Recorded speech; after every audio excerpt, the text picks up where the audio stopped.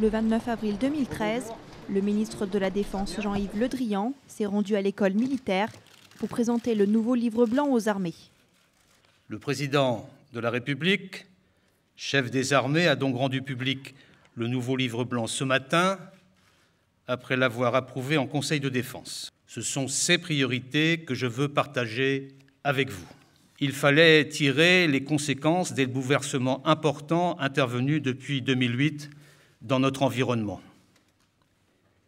Bouleversements qui sont pour certains économiques et pour d'autres d'ordre géopolitique et géostratégique. Tout le défi pour le président de la République, pour le gouvernement et pour moi-même est bien là. Comment maintenir et adapter cet outil remarquable devant des menaces qui ne vont pas baisser, dans un contexte économique et financier qui exerce une contrainte sans précédent depuis la fin de la Seconde Guerre mondiale. À cette question, le livre blanc apporte des premières réponses fortes. Premièrement, le maintien dans le temps de l'effort consacré par la nation à sa défense, en dépit de la contrainte financière considérable qui s'exerce sur le budget de l'État. Comme l'a indiqué le président de la République, la France ne baissera pas la garde. Le modèle d'armée que nous portons pour la période qui nous sépare de 2025 garde un haut niveau d'ambition fondé sur la mobilisation d'un total de 364 milliards d'euros. Deuxièmement, sur les 4 orientations,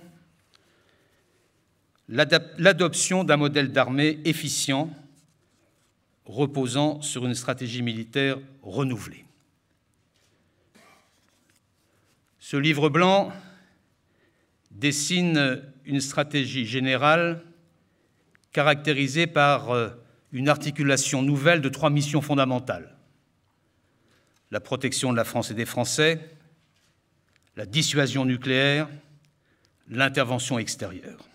Les capacités de renseignement, et ce n'est pas une surprise pour qui a suivi les déclarations du président de la République ou les miennes depuis un an, seront développées de façon prioritaire avec un effort accru de modernisation des ressources humaines, de renforcement de nos moyens techniques d'imagerie et d'interception électromagnétique d'origine spatiale, aérienne, navale et terrestre.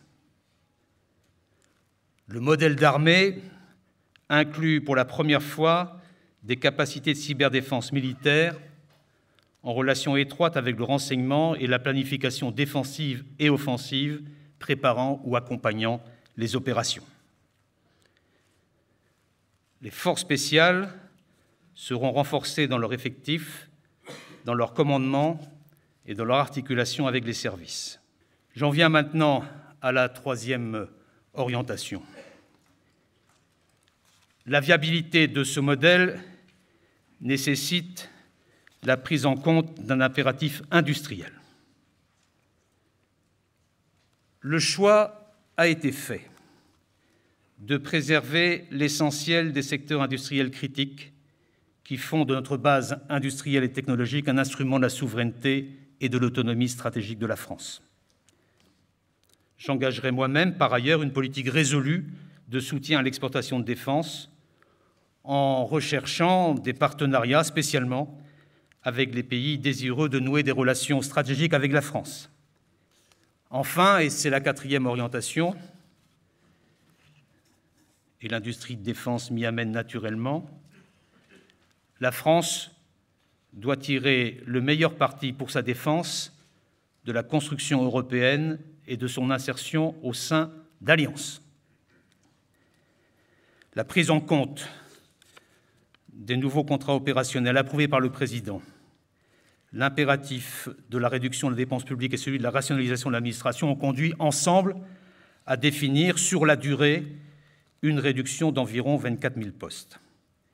Cette diminution affectera le moins possible, je l'ai dit et je le redis, les unités opérationnelles et portera en majorité sur les services et sur les administrations. Notre présence en Afrique repose sur l'espoir que dessine le formidable potentiel de croissance du continent, en même temps que sur la prise en compte des défis de sécurité qui s'y posent. Comme l'a indiqué le Président de la République en octobre dernier, nos implantations militaires doivent devenir autant d'instruments de coopération, mais aussi le point d'appui de capacités flexibles et réactives au service des vrais besoins de sécurité du continent. À l'issue de son discours, le ministre a accordé une conférence de presse aux journalistes, l'occasion d'apporter quelques précisions. C'est une étape importante. Elle fixe les orientations pour les 12 années qui viennent. C'est une étape réaliste, mais c'est aussi une étape qui conjugue à la fois la nécessité pour notre pays d'assumer son redressement financier, et parce qu'un pays endetté, ce n'est pas un pays souverain, qui conjugue à la fois cette nécessité de sérieux budgétaire et aussi la nécessité d'avoir une armée, des forces capables d'assurer la protection des Français et capables d'assurer aussi les responsabilités internationales de la France, que ce soit en Europe ou ailleurs.